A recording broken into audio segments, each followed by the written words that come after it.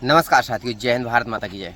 तो साथियों, जैसा कि आपको पता है कि टेरिटोरियल आर्मी की भर्तियां आ चुकी हैं, जो आपको समथिंग जून के सेकेंड वीक में आपका भर्ती होने की संभावित डेट है। अभी इसका नोटिफिकेशन नहीं आया, लेकिन इस बीच जो नोटिफिकेशन आया है ऑफिशियल वेबसाइट पर, टीए के टेरिटोरियल आर्मी की ऑफिशियल वेबसाइट पर डला हुआ है, वो है टीए का ऑफिसर रैंक की जो पोस्टें आई हैं, जिसमें मेल्स के लिए 18 है और फीमेल्स के लिए एक पोस्ट आई है, जिसके लिए आपकी योग्यता है ग्रेजुएशन। आपका ग्रेजुएशन होना बहुत ज़रूरी है।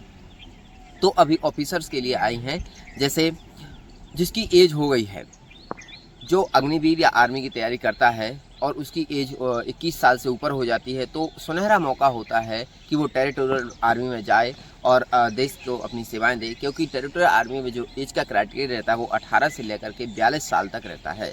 तो उसमें आप आराम से जा सकते हैं। और इसमें 2 फेज़ में जो फिजिकल होते हैं, जो 18 से लेकर 30 साल तक के अलग फिजिकल होते हैं, और जो 30 साल से ऊपर एज होते हैं 42 साल तक के लिए, उनका एक अलग ग्रुप बनता है। मतलब 2 ग्रुपों में इसका फिजिकल होता है, 2 एज के लोग दौड़ते हैं। और जो मैं आपको बता दूं कि जो इसका पहले रहेगा वो रहेगा आपका फिजिकल।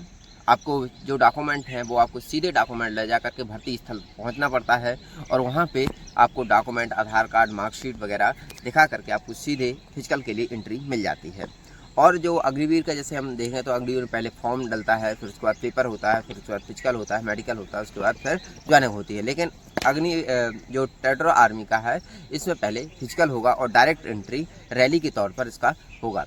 फिजिकल हुआ, फिजिकल के बाद आपका होगा मेडिकल के बाद का आपका रिटर्न होगा, रिटर्न के बाद सीधे आपकी ज्वाइनिंग हो जाएगी। तो ये जो टेरिटोरियल आर्मी की ये प्रोसेस रहती है।